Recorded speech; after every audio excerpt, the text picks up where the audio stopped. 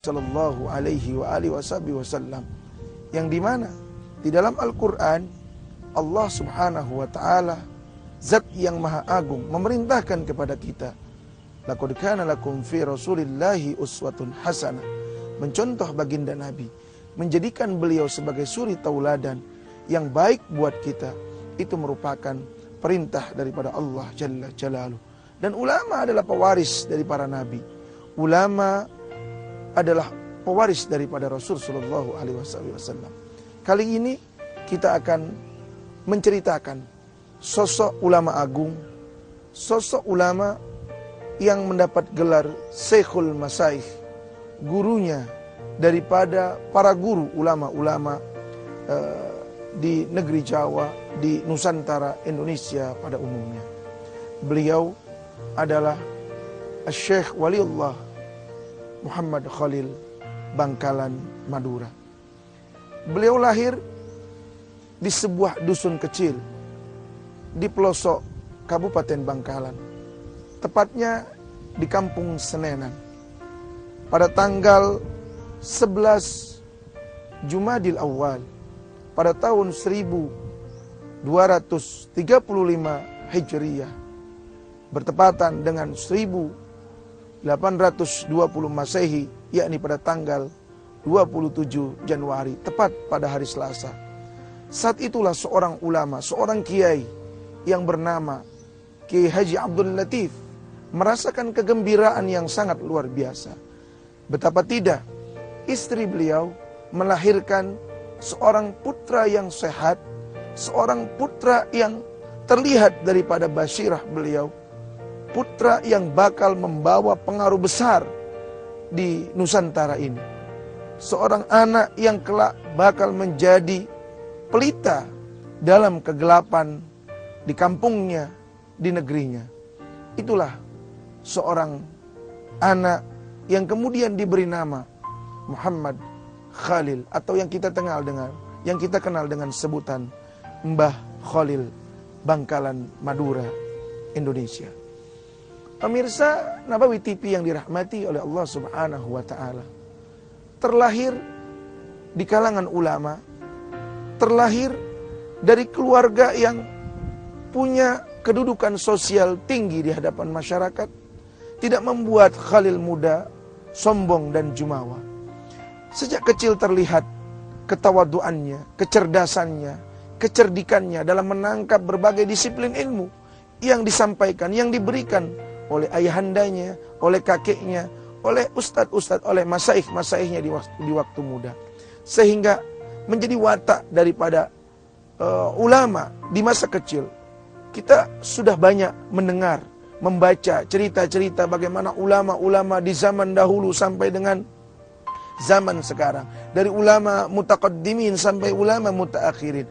Bahwa mereka punya hasrat yang kuat. Mereka punya keinginan yang mantap. Tidak cukup belajar di dalam lingkungan keluarga, tidak cukup belajar dengan ayahanda, dengan kakek, dengan paman, tetapi ada keinginan untuk mengembara, ada keinginan untuk hijrah, sebagaimana yang pernah diajarkan oleh baginda Nabi Shallallahu Alaihi Wasallam, bagaimana yang telah dicontohkan oleh Rasulullah Shallallahu Alaihi Wasallam, dan tentu saja ini menjadi perintah daripada Allah tentang peristiwa hijrah dari kota Mekah dan Madinah. Baru setelah itu Rasul kembali ke kota Mekah untuk melakukan futuh Mekah atau melakukan penaklukan kota Mekah. Begitu juga yang diwariskan kepada para ulama, para sahabat, bagaimana mereka rela meninggalkan keluarga mereka, mereka rela meninggalkan harta mereka, mereka rela meninggalkan daripada sanak famili mereka, ayah bunda mereka, demi mengejar cita-cita yang mulia, demi mengejar kedudukan yang tinggi di hadapan Allah, yakni kedudukan sebagai orang-orang yang berilmu. Bukankah di dalam Al-Quran Allah telah berjanji, yarfa'illahu alladhina amanu minkum walladhina utul ilma darajat, bahwa Allah akan mengangkat derajat orang-orang yang berilmu, orang-orang yang beriman daripada kalian, dan derajatnya itu tinggi, lebih tinggi daripada derajat-derajat yang lain.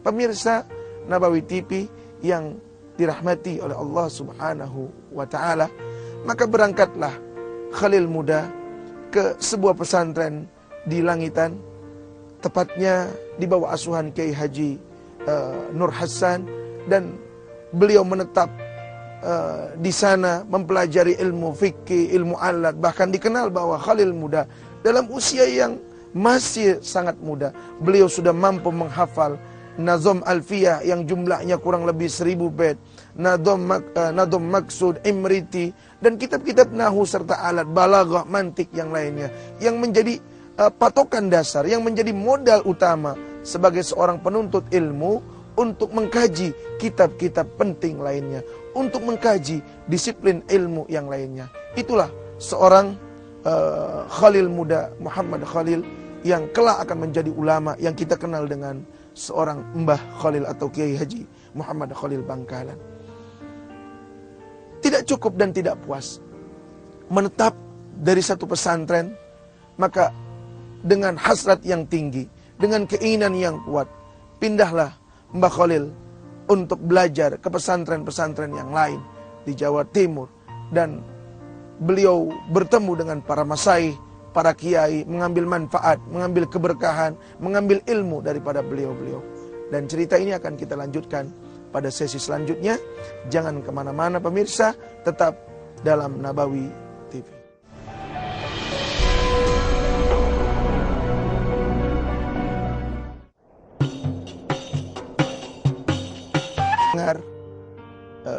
Mengilustrasikan sosok, sejarah, cerita sosok seorang ulama besar yang sangat berpengaruh di tanah Jawa pada khususnya dan Indonesia pada umumnya, yakni Kiai Haji Muhammad Khalil Bangkalan.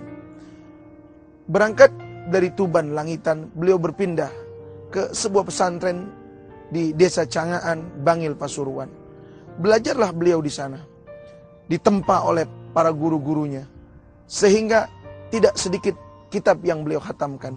Bahkan tidak sedikit para santri yang saat itu kedudukannya sama sebagai santri dengan Mbah Khalil, dan mereka belajar kepada Mbah Khalil karena Mbah Khalil terkenal dengan kecerdasan dan tingkat pemahamannya dalam pelajaran begitu tinggi.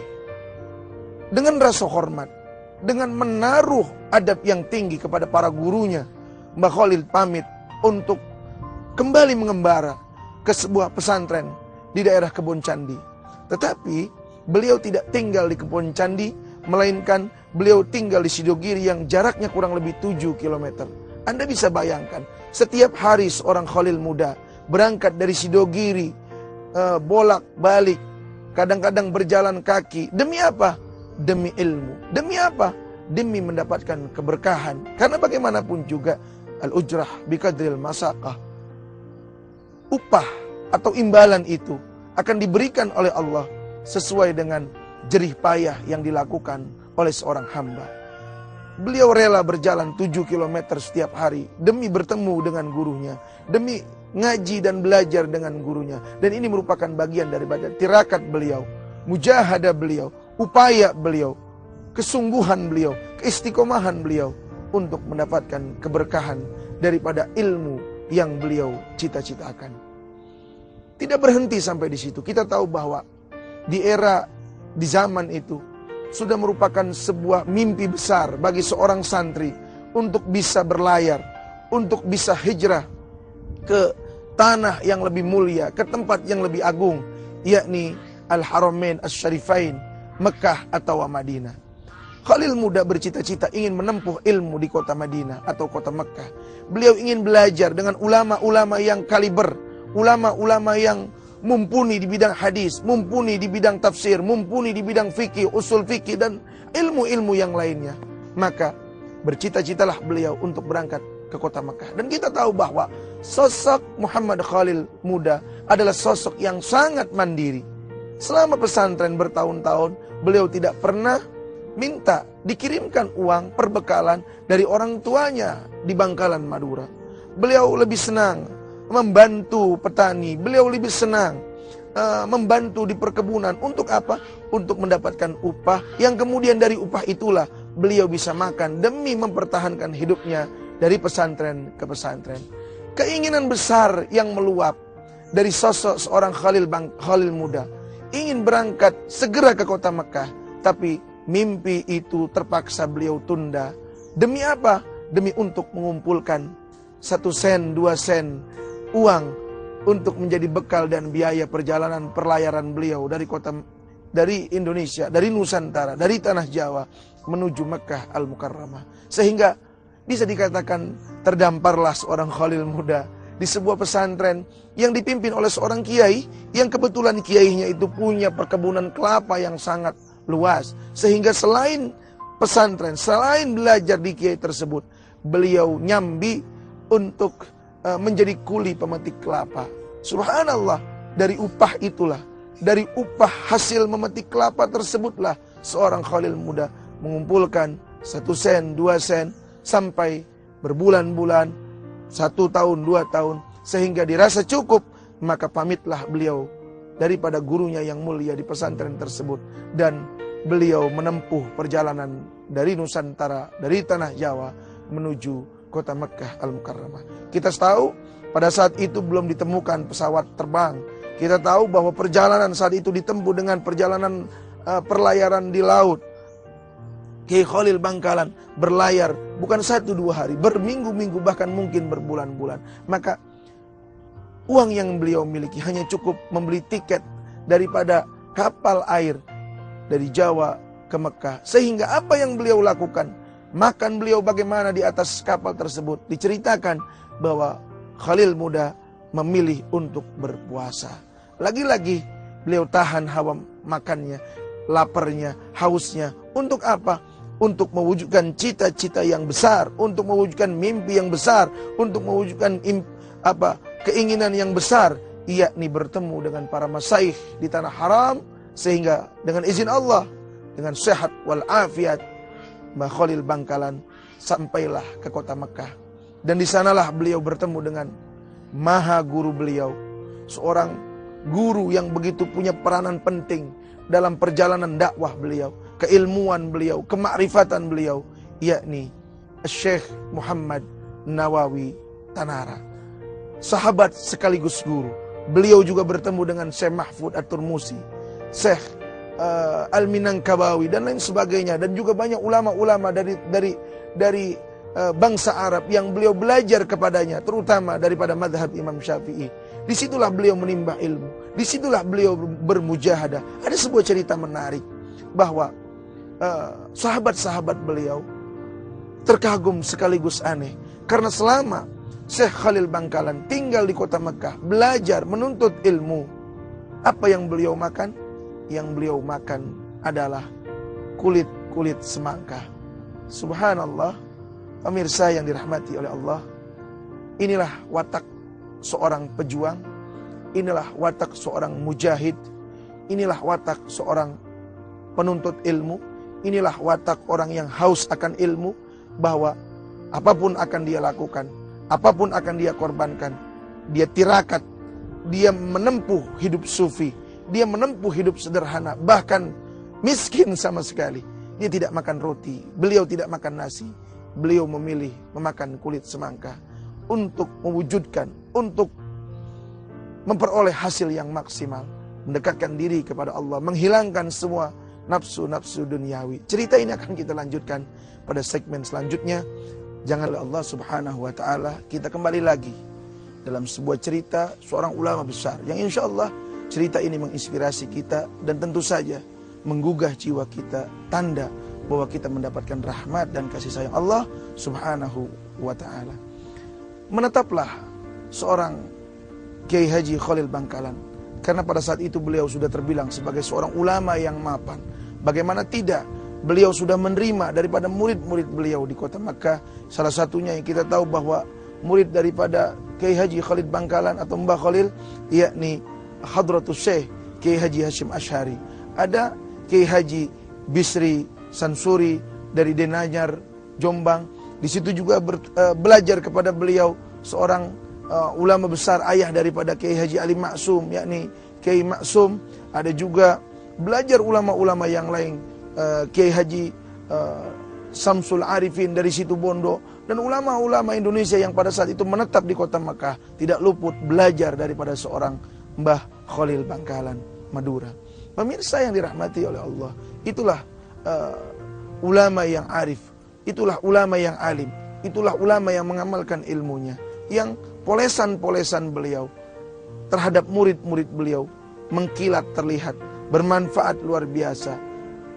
Beliau laksana sebuah cahaya yang memantulkan cahaya tersebut kepada anak-anak muridnya, sehingga anak-anak muridnya tersebut ketika kembali ke Indonesia, mereka tumbuh, mereka lahir, mereka berwujud sebagai manusia-manusia yang bermanfaat di tengah masyarakat, bahkan dikenal sebagai seorang ulama besar, ulama yang dengan pesantren-pesantrennya, yang dengan organisasi kemasyarakatannya membawa perubahan. Kita tahu bahwa zaman itu adalah zaman penjajahan, zaman kolonial, zaman bahwa bangsa kita ditindas oleh para menir-menir Belanda. Subhanallah, dengan sentuhan spiritual, dengan amaliyah-amaliyah yang dikerjakan oleh para ulama, sehingga merupakan motivasi besar dengan doanya, dengan orasinya, dan tentu saja dengan semangat juangnya, memberikan contoh kepada masyarakat halayak, masyarakat banyak, untuk mengeluarkan Indonesia dari penjajahan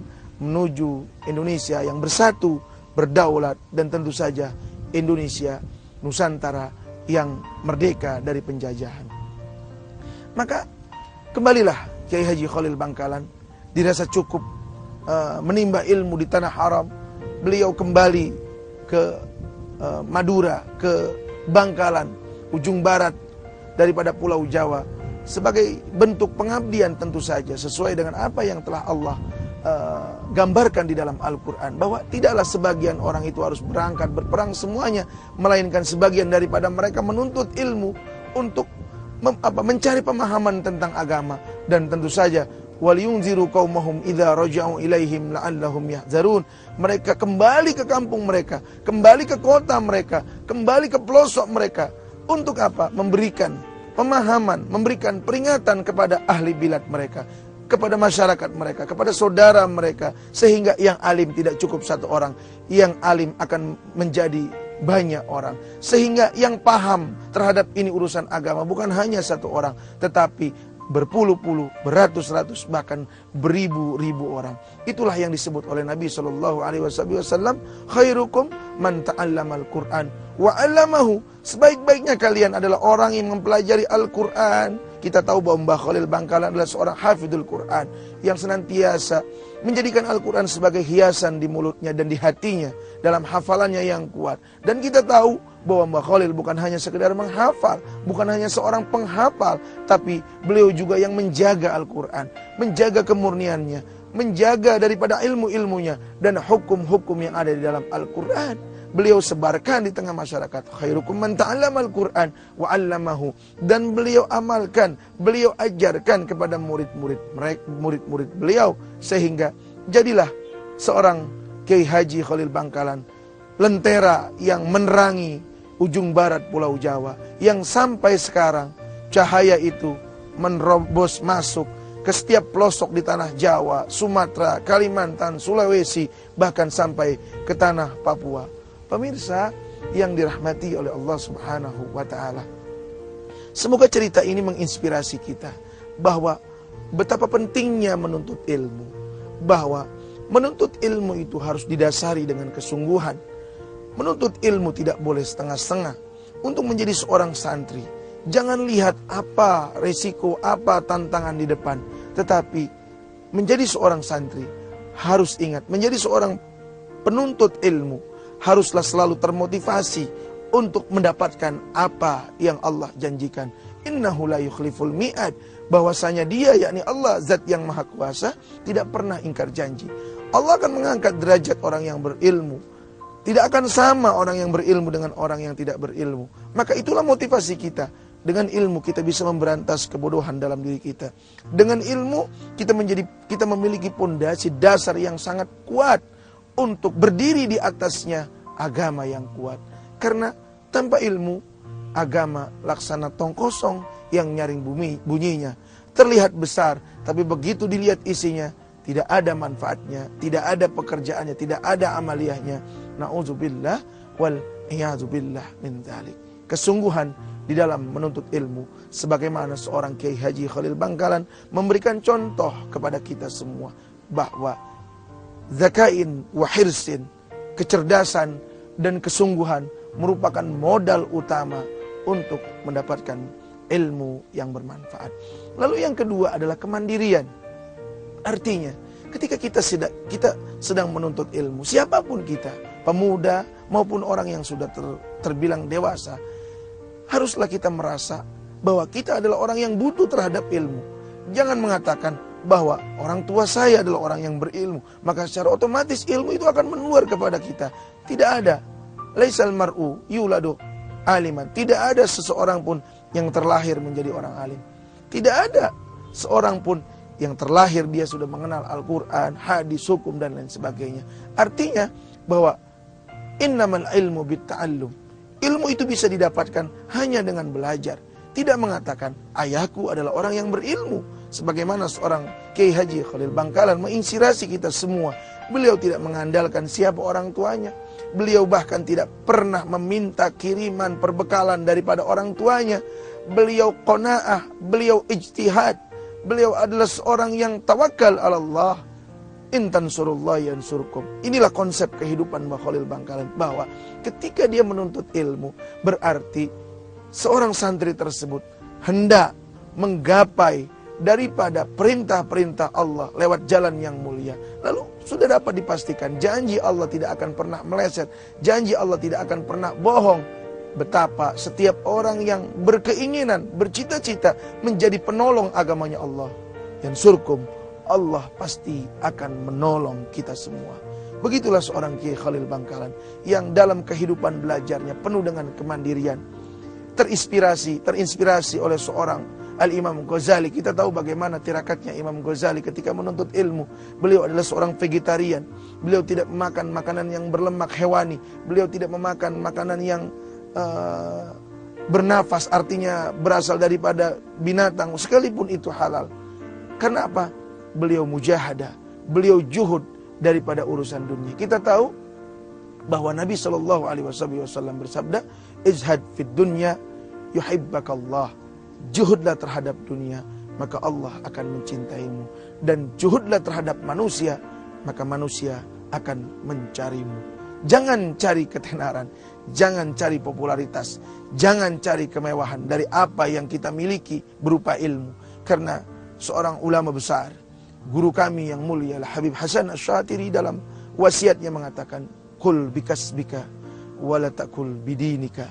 Makanlah dari hasil jerih payahmu mencari, bukan kau memakan, kau makan dari hasil menjual agamamu.